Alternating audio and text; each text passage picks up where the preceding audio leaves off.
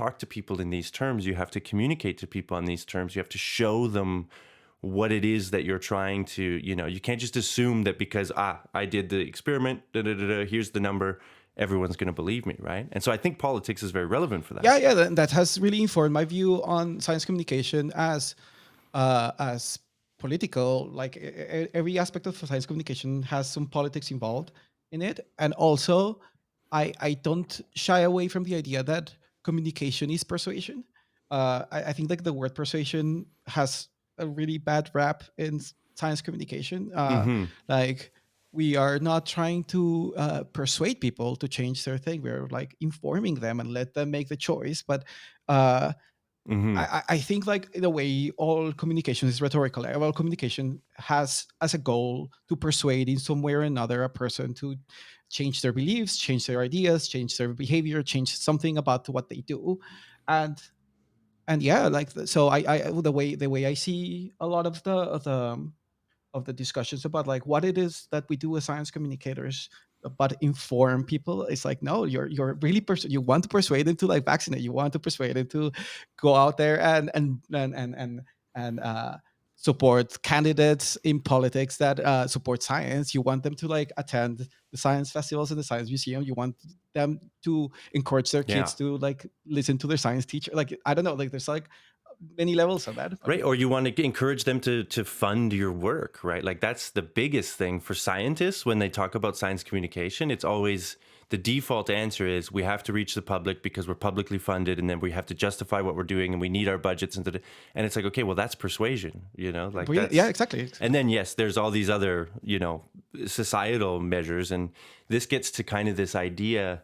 So I've been, like I was telling you before we hit record, I've been kicking around these sort of big ideas about science communication because it just feels like there's not a lot of disciplines, science, that have another discipline totally about talking about the other one, right? You know what I'm saying? It's like you have the scientific discipline, and then we've built this whole other discipline that's all about specifically telling people what's going on over here. You don't really have that in other things. Politics maybe, but it's more commentary. It's not so much explanatory or even translating. And I think that this shows the unique place that science has in our culture, in our society, that's often overlooked because it shows how complex it is, how difficult it is to actually sort of understand the nuts and bolts of what scientists are doing. Like there's a very high degree of specificity. I'm not going to say like intelligence that's required, because I think that doesn't credit people. Like people can understand science, but it's very specific, tool set and knowledge set. So if you don't have that, it can be difficult to understand. And so there's this, that's unique about science. But it also speaks to, the idea that we have a whole field to talk about science and its impacts and what it's doing shows how impactful it is on our society, that we need people to understand this highly specific, highly specialized field because it touches pretty much everything we do. Health and medicine is the obvious one, but all of our technology and our societies are built around technology. Our economy is built around technology. Like it really is kind of at the root of everything. And I don't think a lot of people appreciate that. Yeah. No, I'll it's throw not it it's to not you. just about appreciation. Like it's there's really like a gap there, I think, between, of course, the epistemic position that like science has in our societies, like as the we now treat science as the basis for most political decision making, and at the same time, uh yeah, we have like a culture and a society that doesn't necessarily think highly of science, and those two things. I think it's more that they just don't think of it at all. Like it's become, maybe it's become so ubiquitous, like so in the background, so built into the structures, that it's just, you don't think of it as something that's going on there, until until it's a personal decision like a vaccine or climate change behavior or something like Yeah, that. I yeah. don't No, know. no, Sorry, I didn't mean to this interrupt you, is a but question that I actually have as like a research question, which is what do people when like you like ask people like, hey, can you define science for me, or what is science for you, or how? And when I talk about when they say people like really like anyone from I don't know my mom all the way to like a politician, uh, hmm I am curious about how we internalize those things. And this question came about because I was in a camping place in New Zealand. We were camping, and there was a tent next to us. I was just like laying in my camp in my tent, uh, reading a book or something, and there was there were three kids in the tent next to us, and they were having a conversation. And there were two boys and a girl, and the the boys were asking like, "What's your favorite subject at school?" And the girl said science, and the two boys' reaction was like, "Ew, science!" Like immediate gut reaction was like, "Oh, science sucks." And boring.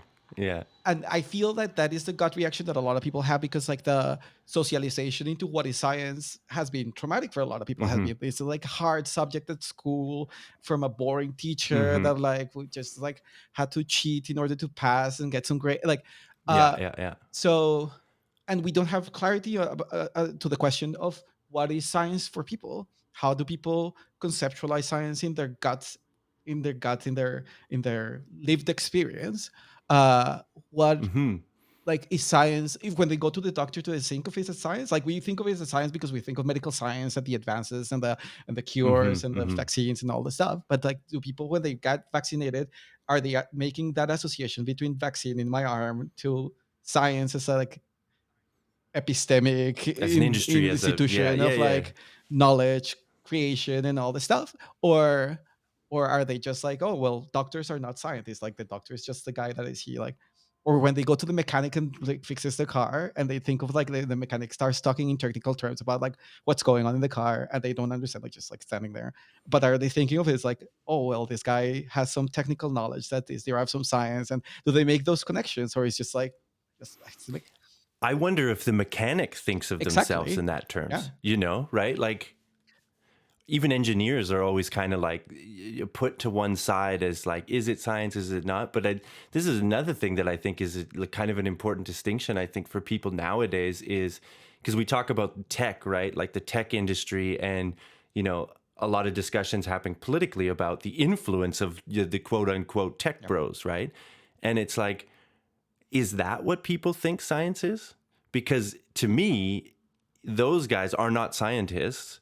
They are standing on the shoulders of the scientists that have done the fundamental work on algorithms, on chips, on semiconductors, on electronics, and even electronics. You could peel it all the way back to the people that discover, and I can't think of the names right now, but like the people that discovered electrons, what is it, Niels Bohr and the Bohr model of the atoms and things like that. Like that's where you need that before you can get to this. So it's like there's this long influence of history and science in history that culminates with somebody selling you an iPhone and becoming this titan of industry, and we look at that as science kind of, or like that image gets lumped in with science, and I think that I can see it, but it's not totally correct in my mind, and I think it's detrimental.